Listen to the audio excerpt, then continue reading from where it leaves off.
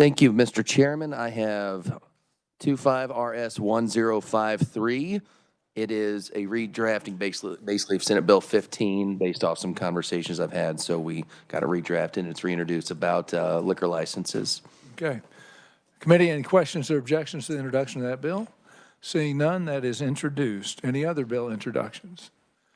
Seeing none, we will move on to our hearing today on Senate Bill 65. Fairly simple bill. I will have Jason give us a quick review, committee. Jason, good morning. Morning, Mr. Chairman, members of the committee. Senate Bill 65, while running a number of pages, is actually fairly simple in what it's actually trying to do. The bill amends only one statute, 72-706, regarding irrigation district boards, and it specifies when the board of directors of an irrigation district that is more than 35,000 acres, they can conduct their board member elections by mail ballot. And so the board is directed to adopt a procedure for election by mail ballot in an even numbered or odd numbered year. And in the resolution that's providing for that election of members by mail ballot, the board is to establish the terms of the members for a period of 2, 3, or 4 years. And that's simply because in working through the various scenarios of adopting this, it became apparent that they needed to designate the terms of those members as they were elected by mail ballot so that they had a staggered election for the board. These changes will go into effect on July 1st if the bill is enacted. And with that, I'd be happy to stand for any questions. Thank you, Jason. Committee, any questions? Senator Francisco. Thank you, Mr. Chair. So does this put any stipulations on when ballots can be mailed? No, there's no date as to when the mail ballot would be held and when they'd be mailed and collected. It'd fall under the mail ballot election general laws, but this just authorizes them to be able to do it by a mail ballot. Okay. Committee, any other questions? Mr. Chairman. Oh, yes. Senator Fascadeau on WebEx. Thank you, Mr. Chairman. So who would actually be mailing out those ballots? Would it be the election commissioner or that entity related to the election? Jason, I think it would conform to the, let's let Jason answer that one. It would be the board would be mailing. This isn't a county election procedure. It's to elect board of directors for a district. And so by the language of the statute, it appears the board is the one mailing out the ballots to the various members of the irrigation district to elect the board members. Okay, that makes sense.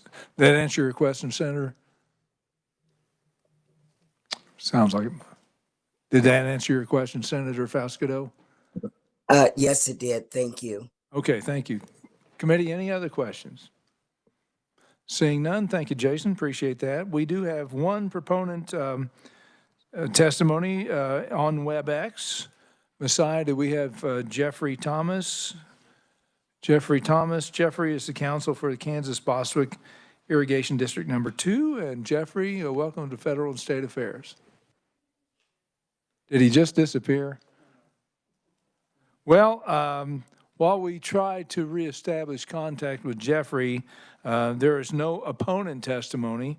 We do have neutral in-person testimony from Clay Barker, so we could probably jump ahead to Clay on that one.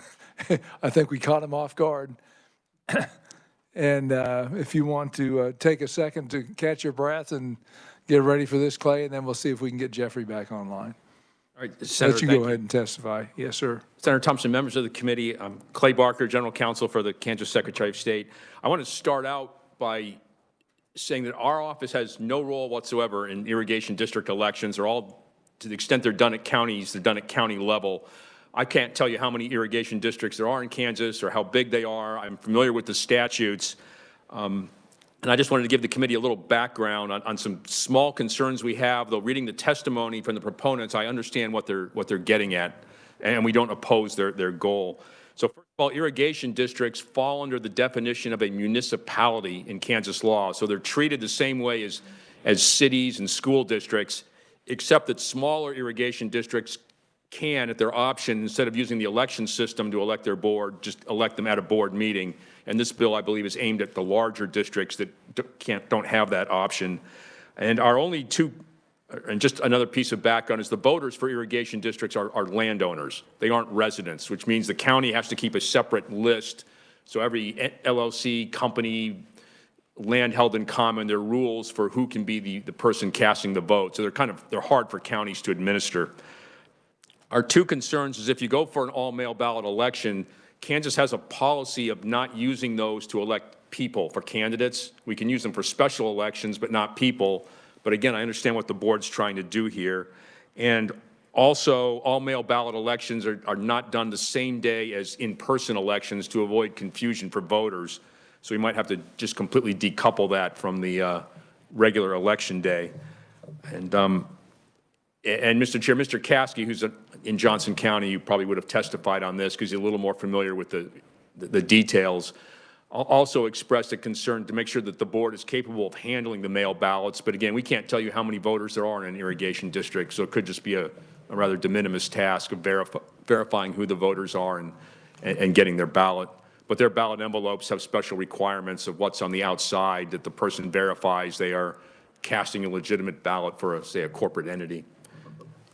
Okay. And with that, Mr. Chair, I stand for questions, though I apologize for our kind of ignorance of the details of irrigation districts. We wanted to express those too. Perhaps, I mean, the way this is working out, we'll have the opponent or proponent testimony, and it sounds like we may want to make sure that they conform to the laws so we're not stepping on any toes with regard to the election process. And again, Mr. Chair, we understand exactly what the goal is. For instance, groundwater management districts are not municipalities. They run their own elections, so it's similar to that. Committee, any questions? Senator Francisco, or pardon, Senator Francisco. The Fs, it's the F group. Yes. Thank you, Mr. Chair. So this bill does say that except as provided in paragraph 5, all elections shall be conducted in accordance with the general election laws. And I think that was some of my question in terms of would the timing or, you know, time for an advance ballot be considered part of a general election law? Senator, because irrigation districts are considered municipalities, it's the general election rules apply to them, although they're unique. So the smaller ones can carve themselves out and just elect at the board meetings. And I believe this bill is aimed at the larger ones. And again, I don't know how many there are. This sounds from the testimony of the proponent, there aren't many. They would still follow the timeline, just have different procedures. Committee, any other questions?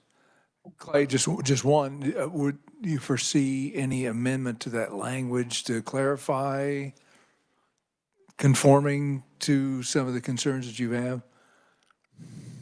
Mr. Chair, we'd be happy to work with the proponent or the committee and just see if there's clarifying language, although, again, I understand their goal and what they're trying to do to simplify their elections because of the electorate they have and the size. Okay. And I'm sure Mr. Caskey would be happy to discuss any possible amendments, or just if the legislature decides to go ahead with it, then that's the rules and we live with them. Well, we might have them touch base with Mr. Caskey after we have the hearing here to make sure that we get the best bill possible and go from there. Senator Clifford. Thank you, Mr. Chairman. Sorry to hit you with a hypothetical, but we could potentially then have foreign landowners voting in a U.S.-based election. Is that not correct? Okay, Senator, I don't know of any instance of that happening. It is possible because it's the landowner is the voter. And I know we've had issues in, say, Wyandotte County at certain water districts where people from Missouri come over to vote in the election because they own land in Wyandotte County. I remember that issue popping up. So I believe that's possible, but it would be the entity itself that has to own the land, and it designates a representative to vote for it. It would would have to be like a US-based LLC or something of that sort, you know. I mean, I'm for property owners voting, not only property owners, though. Thank you, Mr. Chairman. Senator Fascadeau, did you have a question?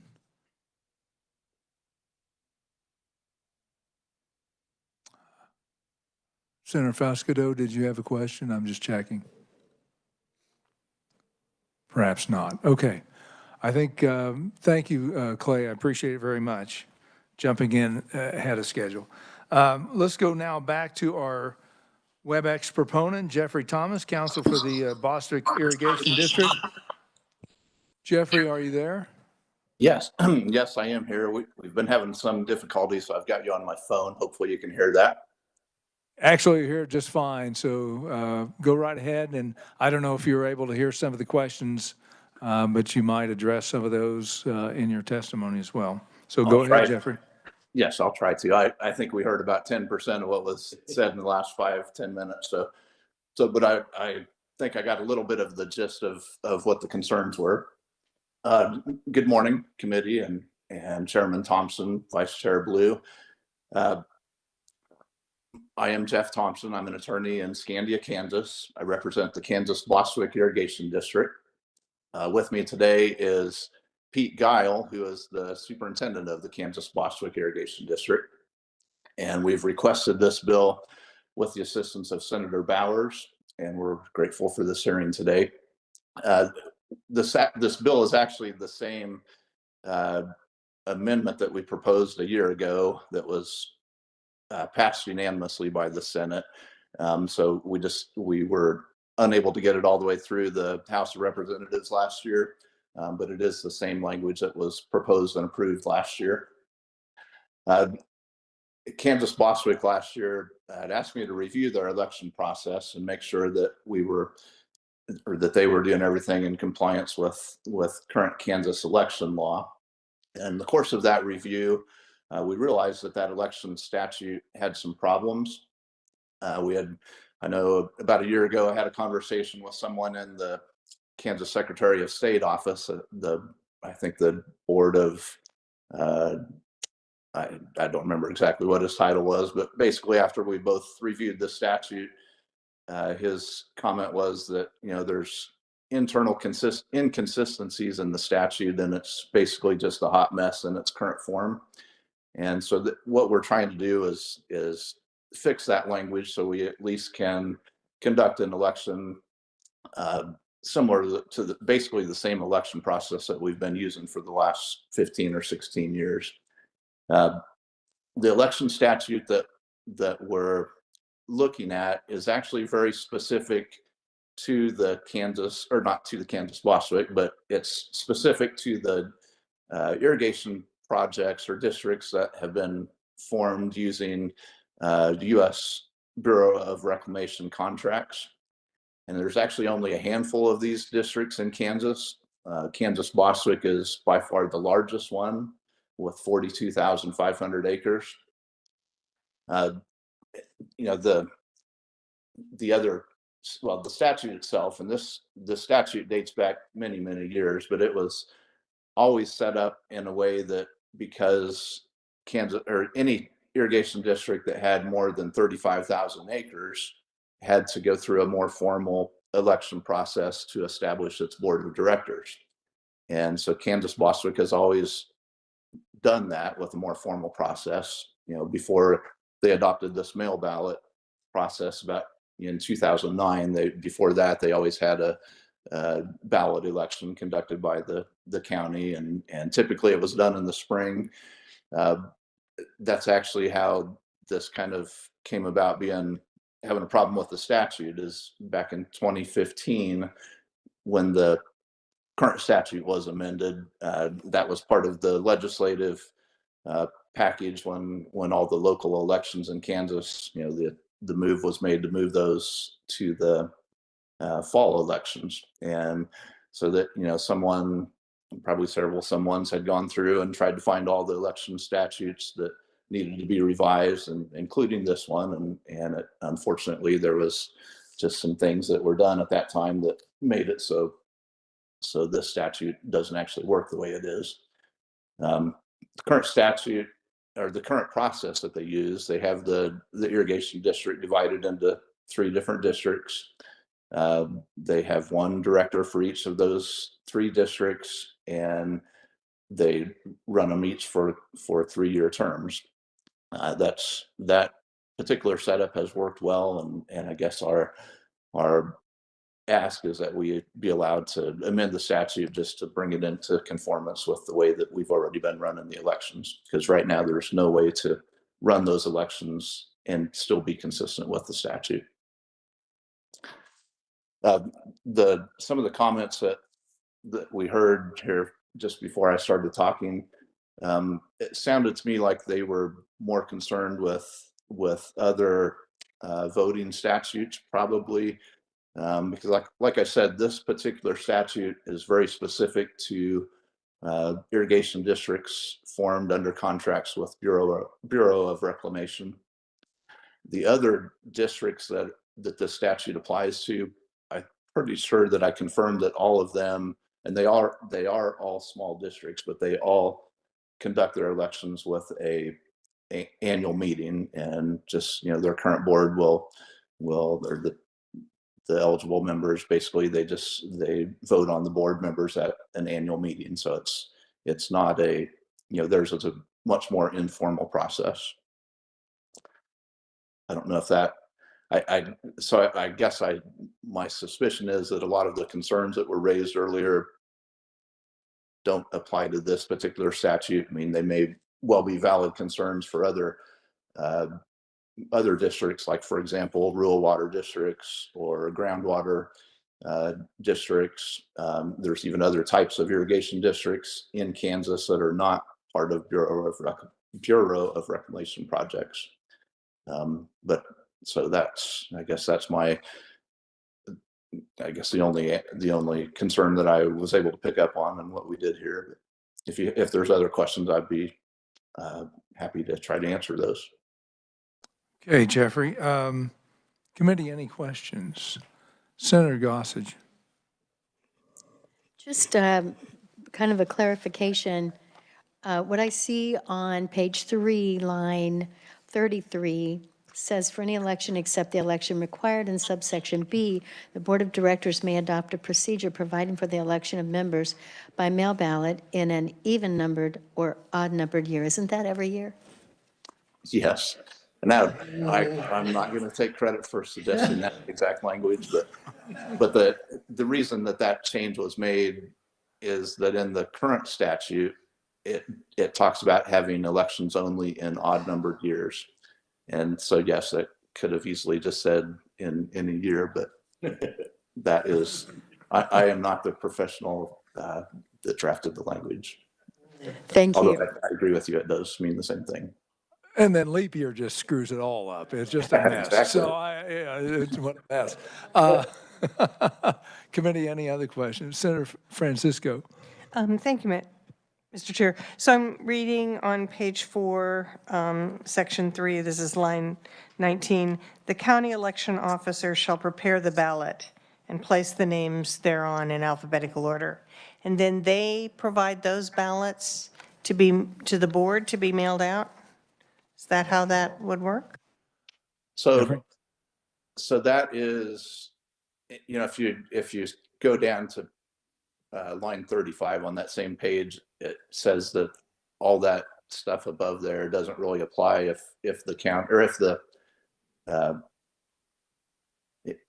district has adopted a mail ballot process. But I will say, I mean, their mail ballot process is very detailed. It's a dozen pages of very specific way it gets handled, and I'm sure Pete could walk you through how they currently do it. But it does involve the county election coordinator and the county officials. So they do verify the records as to eligible voters, and like I said, our Bostwick Irrigation District is divided into 3 districts. So there's some legwork that has to be done to determine who's the eligible voters in each district. Senator Francisco. Thank you, Mr. Chair. And so I understand that, and that helps, that Section 5 would not apply, but it says all regular elections of directors of irrigation shall be held the Tuesday following the first Monday in November in odd number years. So you're also exempting yourself out of that? Correct. They're actually, for the last 15 years, they've been conducting these elections basically in the month of March, or they're starting preparing for them right now. So, but that, they could change to the fall, but I guess their way of doing it in the last 15 years has been to just continue on with doing these spring elections. But, and like like you pointed out, that particular language does not apply if they adopt a mail ballot process. So they can conduct that mail ballot process at any time that's consistent with the resolution that they adopt that control or that sets forth the details of how they're supposed to do that. So correct, they have exempted themselves from the fall election requirement. Sure. Thank you, Mr. Chair. We, I think, heard from Mr. Barker that it would be better to have these elections not on the same date or time as the November elections. Would there be any concern about making that a requirement in this statute?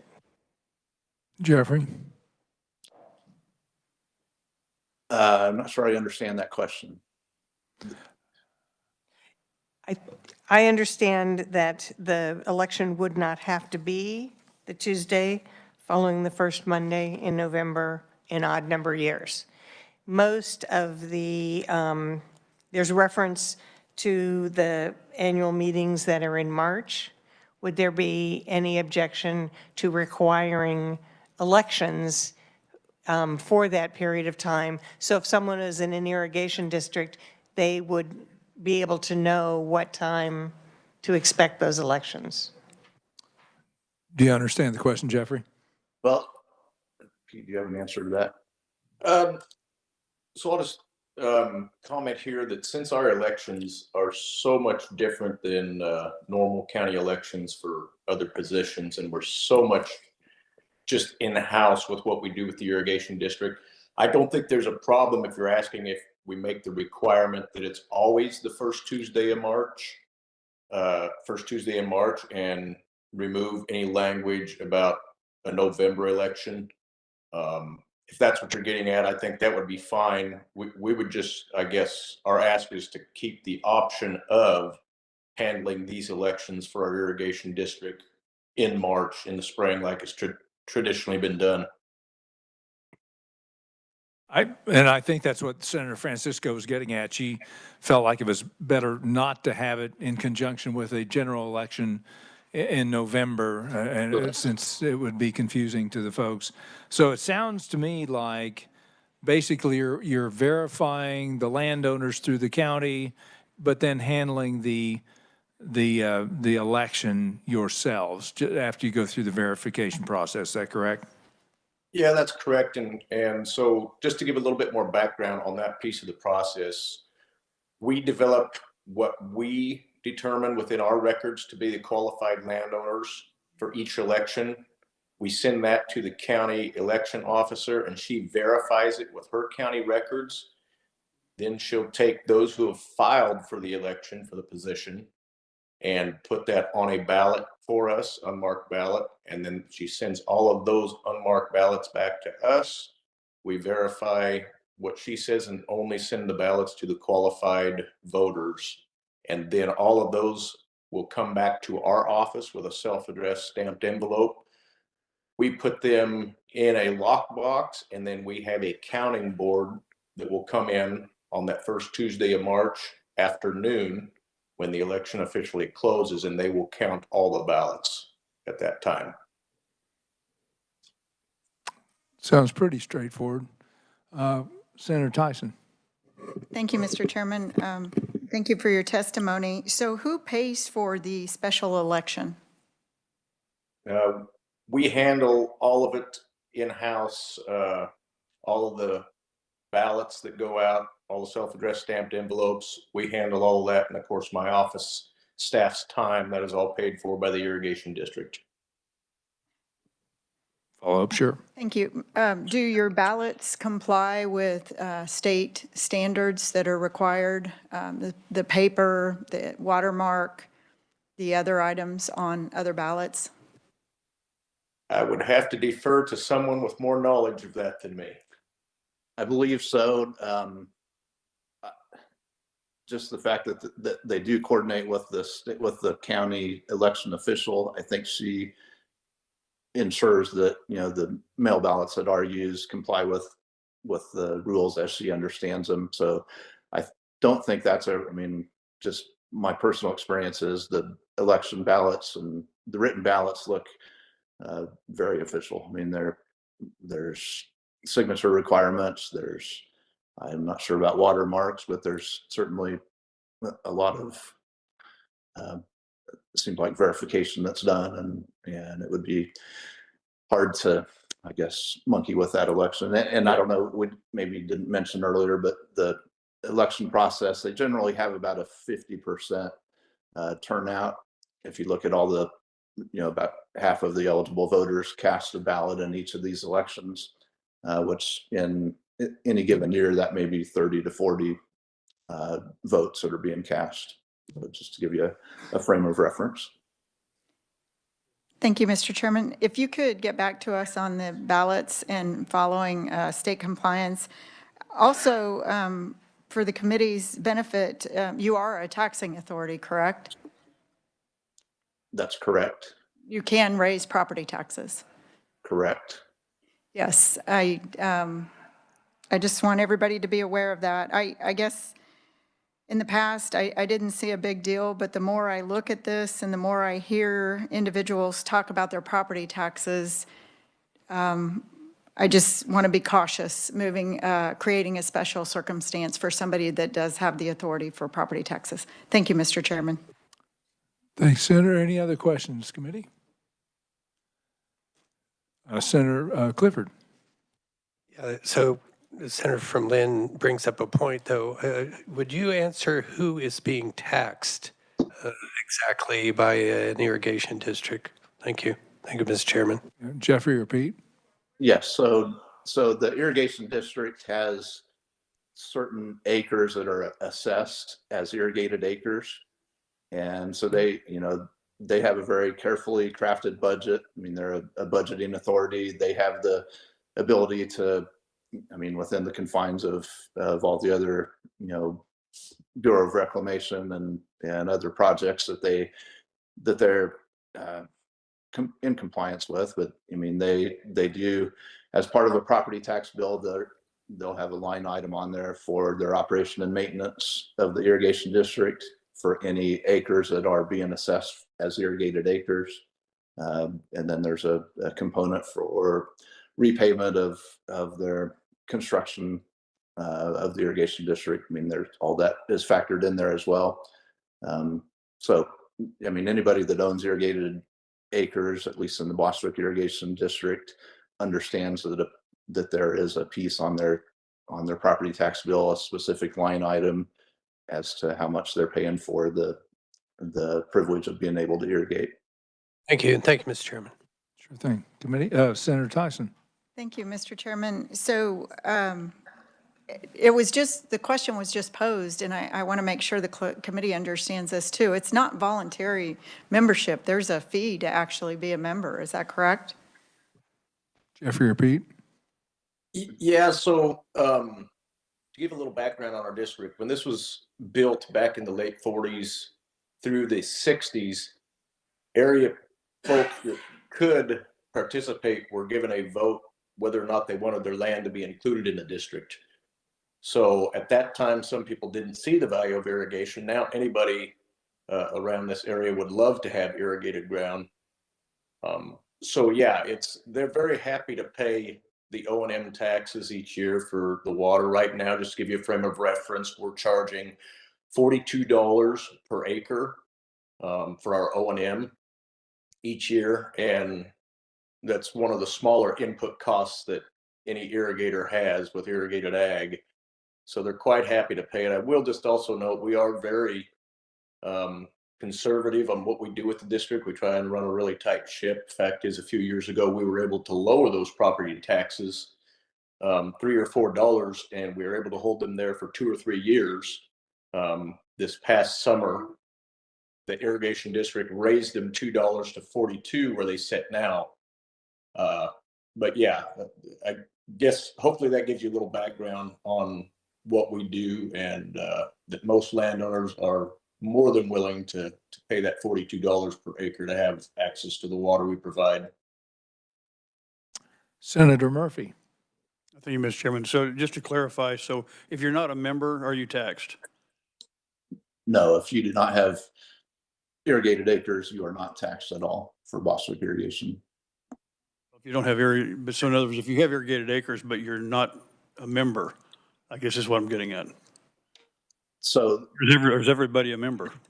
yeah, I mean, obviously there's different types of irrigated acres. So in our local community, we have, if you have your own water rights and you're not receiving water from Bostwick irrigation, then you're typically not taxed because your land is not part of the Bostwick irrigation district. But if you are part of the Bostwick irrigation district and you're receiving, your land is, assessed the irrigation tax and you're receiving irrigation water, then you're most likely going to have a tax bill along with it. Thank you. Committee, any other questions? Senator Francisco. Thank you, Mr. Chair. Just if you could help me understand the terms of the electors who are elected in these ballot elections, because at one point they can be serving for 2, 3, or 4 years, and then we talk about in subsequent elections they're for terms of 2 or 4 years. So just help me understand how the difference of the terms, are they the same or different from other elections? Jeffrey Pete. So we have no intention of using anything other than a 3-year term. Most of that language with the 2, 3, or 4-year terms was basically when a new irrigation district is formed, that's given them some options as to how they elect their initial set of board of directors. And obviously, I guess there's also some language in there that would allow them to change to a 4-year term if that made more sense in the future. We don't think it will in this case, but I think what happened when the statute was amended 9 years ago was it took away the 3-year term that they were used to using. So that was kind of why we needed to make a change with that particular language. Okay. So even though on page 3, lines 41, 42, where it talks about the period of 2, 3, or 4 years, really it should you only need the 3 years, correct? That's fine for our needs. Yeah, I mean that. Okay. Yep. Okay.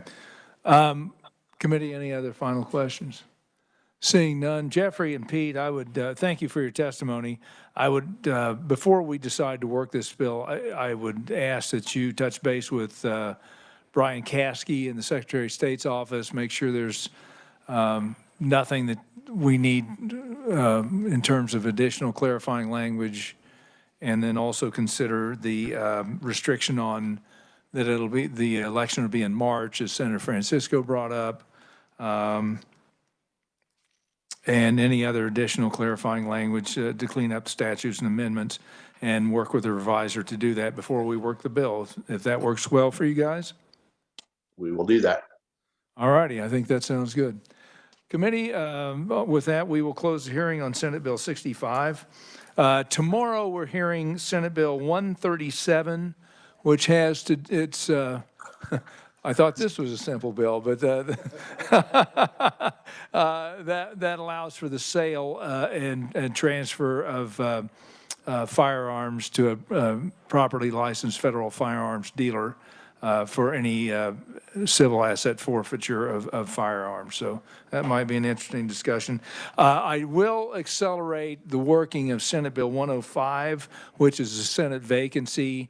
I want to get that done tomorrow. The reason, if we can, because on Wednesday we've got snow coming in. Because of the snow, because it's undetermined how big this is going to be, the computer models go anywhere from 8 to 13 inches based on what I'm seeing right now. So I don't want to schedule anything for the rest of the week, Wednesday, Thursday, Friday, and then try to do weird WebEx meetings. So I think we'll try to work 105 tomorrow, here 137, and then on Monday, we'll have also a bill hearing before we go in. And I do also anticipate that next week, since we're on the floor Tuesday, Wednesday, Thursday, we may have one or possibly two meetings to kick out some of the bills that we've heard. We'll try to schedule it around everybody so we can fit it in and not conflict with what you've got going. Senator Tyson? Thank you, Mr. Chairman. Would you mind if we return to the item on the agenda for requests for bill introductions? Oh, absolutely not. Do you have one? I have two, if Okay, I may. Senator. And I just spoke with the League of Women Voters, so hopefully they'll support this effort this time. It's RS 1107. And, yeah. Committee, any questions or objections to introduction to this bill? What, oh, yeah. The bill is elections, so you can't try to appear as a elected official or. Fraudulently appearing as election official. I got it. Committee, any questions or objections? Seeing none, that bill is introduced. The second one is RS 1049, and it is on utility lines. Any questions or objections to introduction of that bill? Seeing none, that is introduced. So any amendments to Senate Bill 105, make sure you get those done in time for tomorrow. And Jason's going to rush those through, and we are going to tweak, just so you know, we had that discussion about putting a date in there, date certain, so we wouldn't have any issues with that. And that about covers it. So thank you for your work, committee, and we are adjourned.